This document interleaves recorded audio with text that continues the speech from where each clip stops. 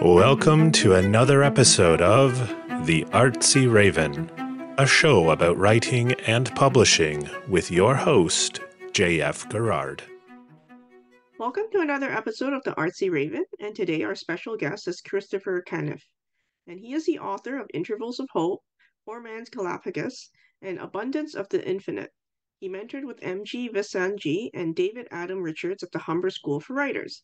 He published in Descant magazine and with Tightrope books, and shortlisted in Matrix Litpop Awards for Fiction and Ken Klonsky Novella Contest.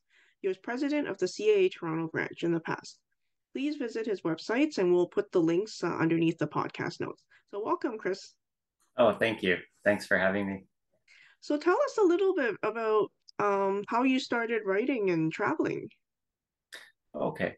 So, how I started writing was I just went to Ecuador for a year. And during my time there, I challenged myself to write or to read 50 books of world literature.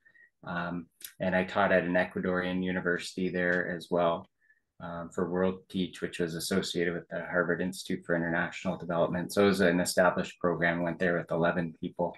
But then we spent a month in the capital city, and then we all got separated and sent to our individual places. But we had other places we could travel to meet up with other volunteers that we knew from our month in Quito. So I got sent to Puerto Viejo, which was about an hour from the coast. And there I started reading these books, and this really inspired my love of literature, and it started me on a journey of writing. I didn't expect that. I just expected to be reading, and but that just reading nonstop just really inspired me to start writing. And I started writing little notes down, and notes in the margin and things like that. And then I started writing in a notebook, and then that's how that whole thing started. So Usually you came back to Canada. yes, so I was there for 1 year. I did come back to Canada once within that year, and but after that was done, I was offered to continue working there, but I just chose to come back at that time. So. Well, I met someone from Ecuador recently. He told me that the fruits and vegetables taste better there. So I don't know if that's true. Oh yeah, yeah. It's it was quite an adventure there for sure. So Okay. a lot of traveling through Ecuador. So I visited, I wouldn't say every city in Ecuador, but a lot of them. And I visited Peru. So I went to the mountains of Machu Picchu, and Colombia. Went there as well. Just flew in and spent a week there with a few friends there as well. So So while very, you were there, you started working on some novels? yeah. So I started working on two novels, and those are the ones that, like Intervals of Hope is my latest novel. And Poor Man's Galapagos was published a number of years ago as well. I don't know if you can see those, but Oh, um, tell me a little bit about your books, your Poor Man's Galapagos. yeah. So Poor Man's Galapagos, this one's about an irrigation engineering student who's living on a small impoverished island off of Ecuador. So the reason it's called Poor Man's Galapagos is because the actual Galapagos Islands are 600 miles off the coast. And there's another island that has similar, um, like the blue-footed boobies and the type of like the sea lions and the tortoises. So it doesn't have all of that, but it has some of that same wild animals that you can visit, and at a much reduced cost, right? Because you're not spending all this money to go 600 miles. You're only going 30 miles, So it's that's the reason for the title as well. So they had some visitors there, but not like the Galapagos Islands. But so that's where the novel starts, and his father disappears, and his son has to find out what happened to his father. He never knew his mother, so he's just kind of embarking on this new journey. He never left the island. He just kind of postulates what life is like off of the island because he doesn't know. He just knows through what he's read of his brother or of his father's writings, because his father was a travel writer, went all over the world, wasn't on the island very much. So how did you end up publishing the manuscript? Yeah, so that was launched at the same time as another one that was set in South America by Shane Joseph. So I met him at a Canadian Authors Association event, actually, and that I started talking to him about my novel, and he said, "Oh, I'm publishing one this year as well, so we could launch these two books together." So it was a very nice fit, and I think his was In the Shadow of the Conquistador, I think it was called. So yeah, very exciting to have those two books launched at the same time, and it really worked out well. And my writing mentor for that was David Adams Richards. So for these two books, like Intervals of Hope and Poor Man's Galapagos, they started out as one novel. So it was like a 400 plus page novel. And David suggested that I split it up into two novels. So that's where the second one got written later. But these two novels are very much interrelated. So I do, have some people that come to my book table if I'm doing an event or something and get both books. And I tell them, okay, read the Intervals of Hope first and read Poor Man's Galapagos second, even though they were published in the reverse order. So it's kind of fun to have the sequel published before the main novel.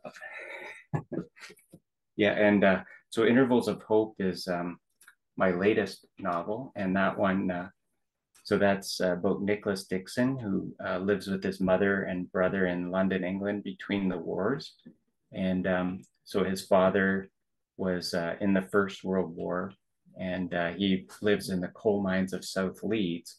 So Nicholas Dixon is, he's a younger child. He's 14 years old at the beginning of the novel, and he's the head of the house because it's himself and his brother and his mother living in this home, and the father's living away. So at the start of the novel, he's trying to reunite the family and get his father to move back, or less ideally to go to South Leeds to live with his father, because they did try that at one point in the past and it didn't work. But so he's kind of trying to scheme his way to get the family reunited. And in the midst of all this is the beginning of World War II, where things are ramping up. They have the British Union of Fascists moving in to the city. So he's seeing all these things happening around him. And so that's kind of at the start of the novel, is he's 14 years old, kind of trying to reunite the family.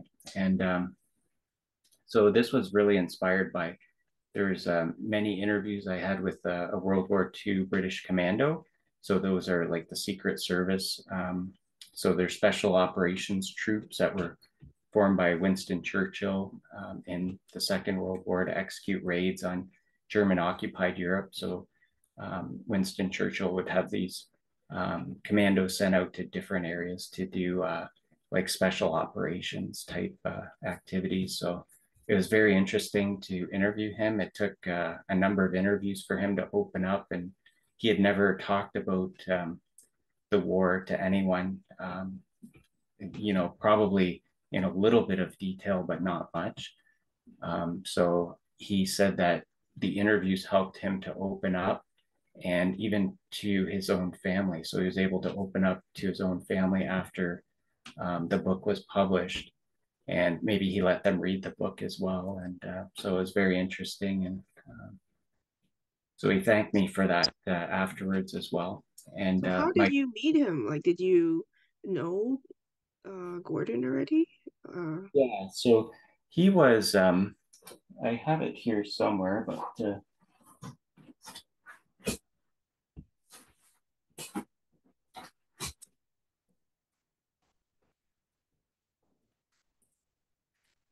yeah, bear with me for a moment. I don't know, can you see that okay? Or Oh, yes, yes, yes. Okay.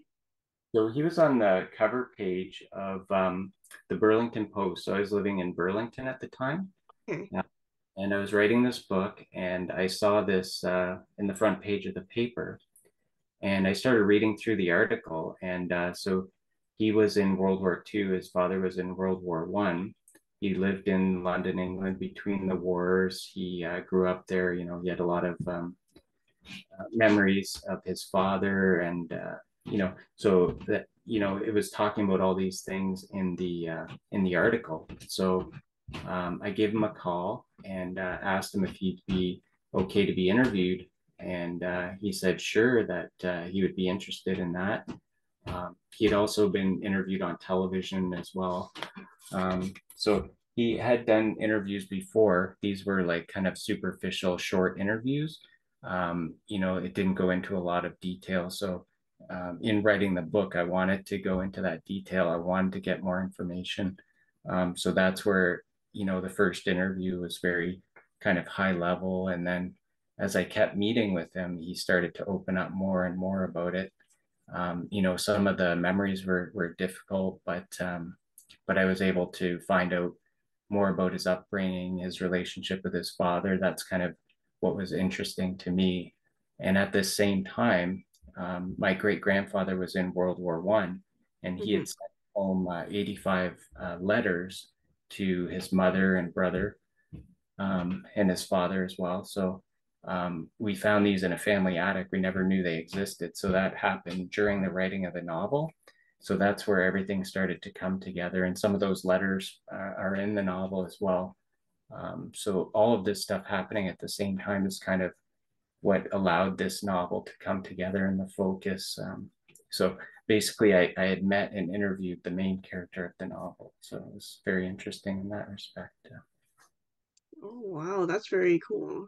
Did it change your outlook on anything? I'm just thinking we have such, I mean, not that I want a war, but you know, we're in a very peaceful times right now compared to what Yeah. happens. You know, Yeah, it gave me a real appreciation for what these people went through, because like everyone's heard of the D-Day invasion. So he was in the D-Day invasion in 1944, where they moved into France, and they stormed the beaches, and they were going right for Paris. And then, you know, so what did the people actually experience? You can see movies and there's books written about it, but to hear firsthand account of what actually happened, and what led up to that, and things like that, is it gave me a real appreciation for freedom, and for the freedom that we have as well. So well, definitely, definitely. So when was this book published? this one was 2021. Okay, okay. So it's still pretty recent. Yeah. Have you given him a copy? Like, has he given any Yeah. feedback? So he has, yeah, he's actually read it, and one of his quotes is on the back of the Okay. novel as well. So yeah, that was great. And I got a quote from David Adams Richards. He won the Governor General's Literary Award, and he was co-winner of the Giller Prize. So he gave me a nice quote, and I got his permission to use that on the back as well. So Oh, very nice. yeah, so it's nice that you know, that Gordon could actually read it, and that he liked it. So So do you have any plans to go back to South America anytime soon? no, I did, like before I left, I had a lot of people asking me, "Oh, when are you coming back? When are you coming back?" And I thought, "Oh, okay, maybe within a year or so." But that was a number of years ago. I haven't been back, so Yeah. I don't have any plans at this time. But my son really wants to go, so yeah, I could, Family vacation. yeah, yes. And I did learn Spanish when I was there, so you know, that's another nice thing in going there if you know the language. So. So what kind of things are you working on now? What's your next book? Yeah, so the next book is one that I finished and I'm marketing. It's more of like an kind of an artistic novel. I've got part of it that's been published in Descant a number of years ago, so an excerpt from that.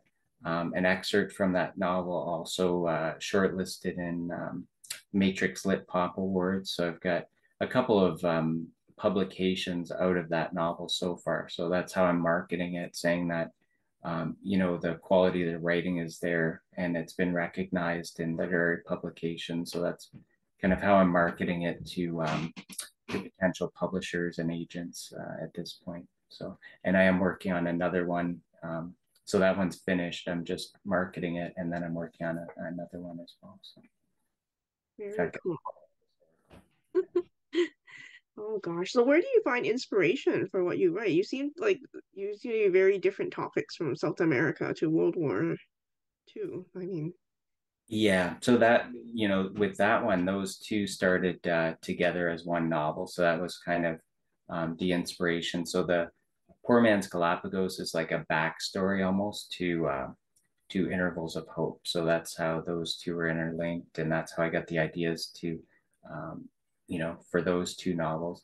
My first novel with the Quattro books was set in Ecuador as well. So that's that was just inspired by people I knew there, and just kind of a story focused around that. And that was more of like a psychological type novel, uh, where it delved into the psychology, and it was a short novel as well.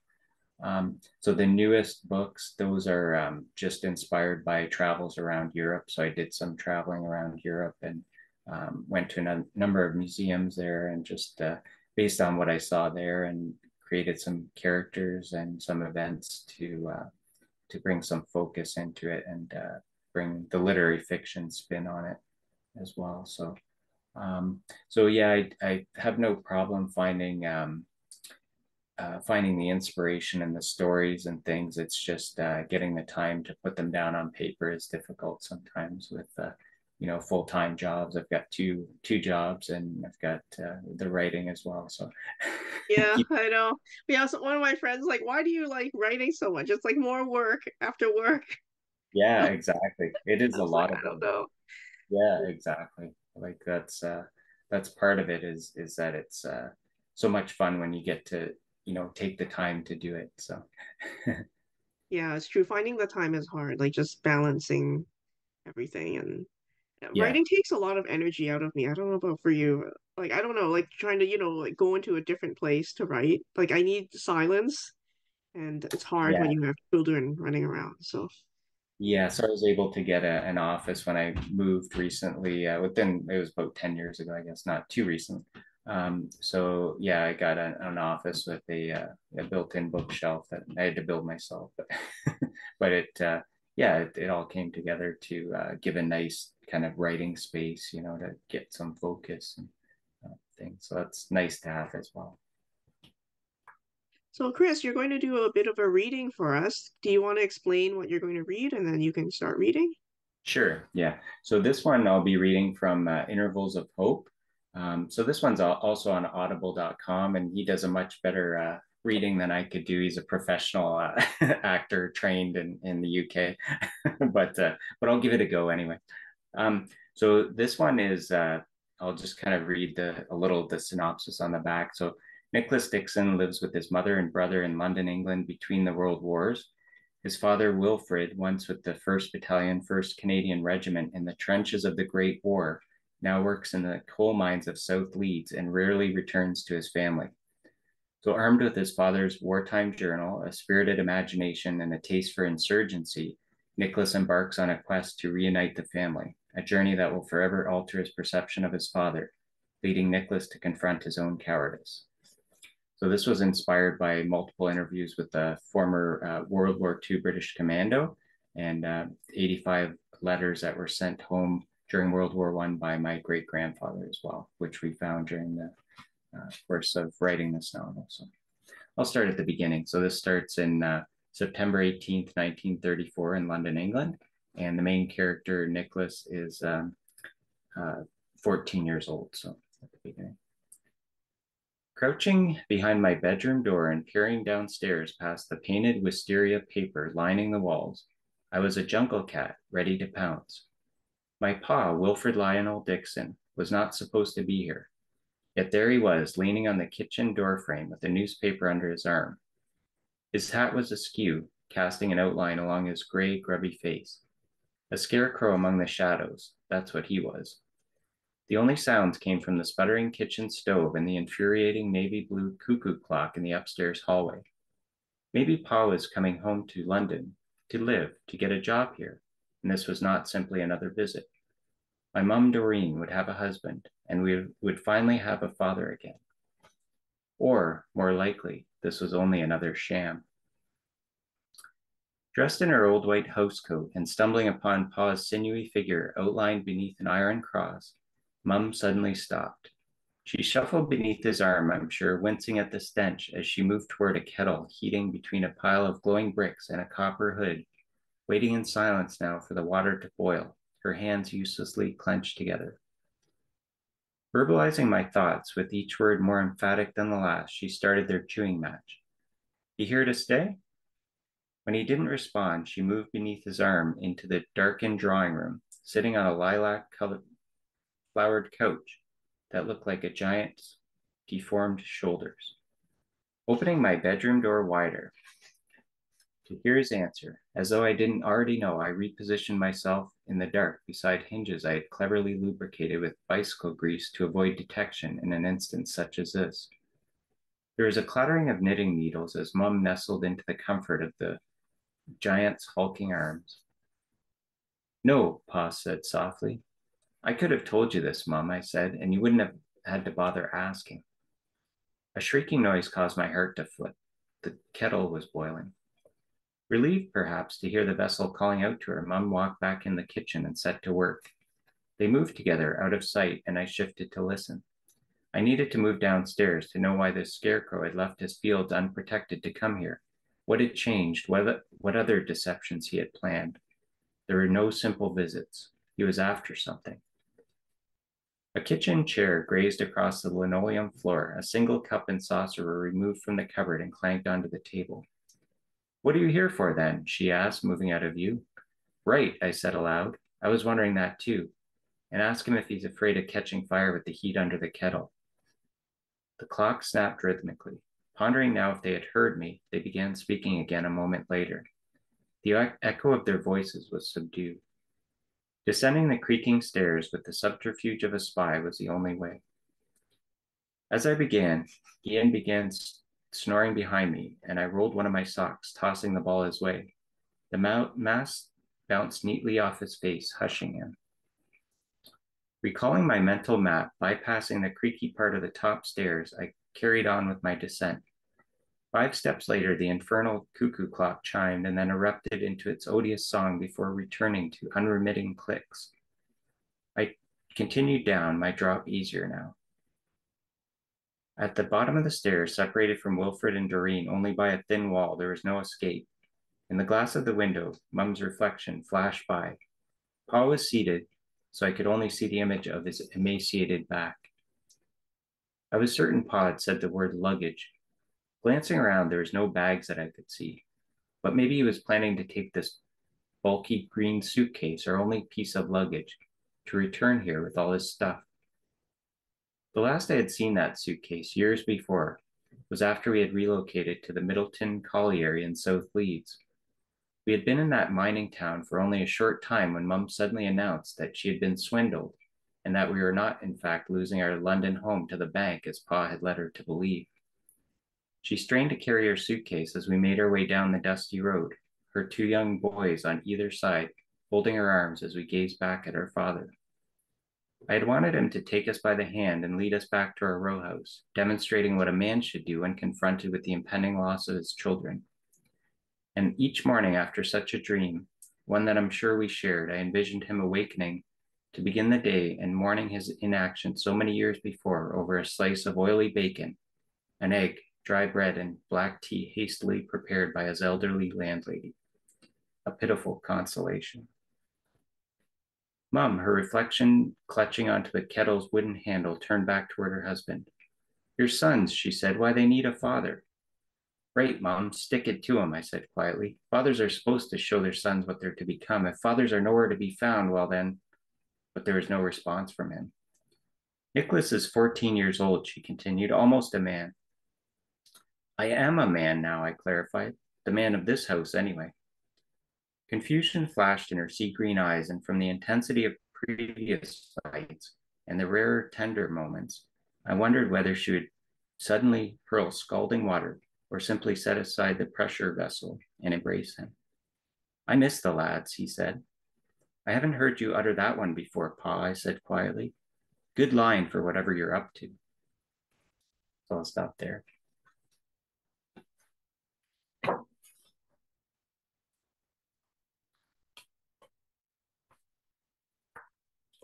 So I'll go into Poor Man's Galapagos. So this one, they started as one novel, Intervals of Hope and Poor Man's Galapagos. Poor Man's Galapagos being sort of the backstory of one of the main characters in Intervals of Hope. So in this novel, Thomas Harvey, Tomas, is an irrigation engineering student living on a small, impoverished island in Ecuador. He is conscripted into military service in the border war with Peru, where he's convinced he will die a senseless death. His father is a renowned British travel writer and accused of embezzling government funds, and he suddenly leaves the island. So while searching for answers, Tomas embarks on a journey of discovery that may lead him closer to his father and to his biological mother who abandoned him at birth and away from his home country for the first time in his life. So I'll start with this one near the beginning, just in the first chapter, towards the end of the first chapter. So this novel is told in two different perspectives as well. So there's Tomas and Montgomery. So Montgomery is his father, the travel writer. So Tomas headed home. Everyone in the family would be there. He walked by Isla de la Plata's only cliff overlooking the Pacific's Great Plain. His shirt stuck with sweat to his lean frame, the business end of a carbon-filtered cigarette crunched between his fingers in one hand and the bottle of sugarcane alcohol with its rag fuse coddled in the other. 20 meters below, the sea splashed against convoluted rocks alive with cangrejos, crabs that climbed and receded with the waves of the outgoing tide. His mother Violet had come to this spot often before she left the island, and she must have contemplated her departure while sitting on these same rocks, thinking of leaving her newborn son behind with the gift only of a name. It was easier for her to leave, Montgomery told Tomas, as Violet never once allowed herself to gaze into her baby's eyes. There was no chance for feelings of protection or maternal love to emerge. She could learn to forget his tiny hands, his facial contortions, and his minute arms stretching towards hers. But his eyes, Montgomery had always said, his eyes she could never forget. Nothing would burn itself into her memory like that.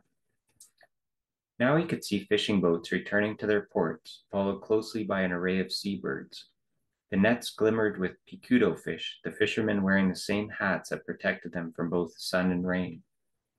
The setting sun cast stretched shadows beneath a long line of clouds where northern and southern air currents collided to flow inland and create the island's only seasons, wet and dry.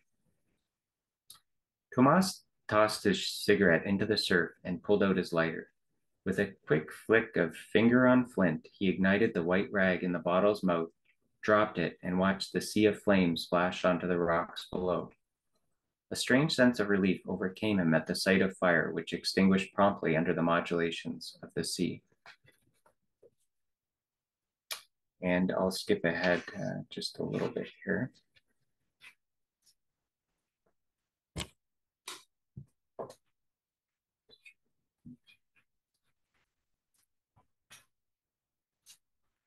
Okay. So this is chapter 3. So after news of the accusations against Montgomery was no longer news, there would be a few articles written sporadically about him. Some might postulate theories of his sudden disappearance. Others might discuss his asylum, some calling it political, others dismissing such claims as unsubstantiated rumor, gossip, chisme. And by leaving now, he would avoid an investigation into the allegations against him. His name and his memory would simply fade away. Wiping the sweat from his forehead, he turned back to envision the opulent hotel that would be built on the island's westernmost point. The hotel's shiny white umbrellas would line the beach, and the cliff in its extension of large rocks would sit below the magnificent facade of floor-to-ceiling windows and oversized chairs illuminated with lavish chandeliers. To the east was San Cristobal, where his father lived, or where his family lived, the island's only population apart from the countryside area of Monte Cristo, what islanders refer to as the Campo. The island had not changed for 100 years, with few exceptions, among them the unreliable phone system and the diesel generator that was now connected to a small electrical distribution system on the island. The hexagonal spires of San Cristobal's only church were still there, as they had been a century ago, scrubbed clean by the constant rains of the wet season, and looking oddly luminous in the morning sun. Over the line of sight of the Campo was a small snow-capped volcano, Mount Pichincha, looming over the skyline.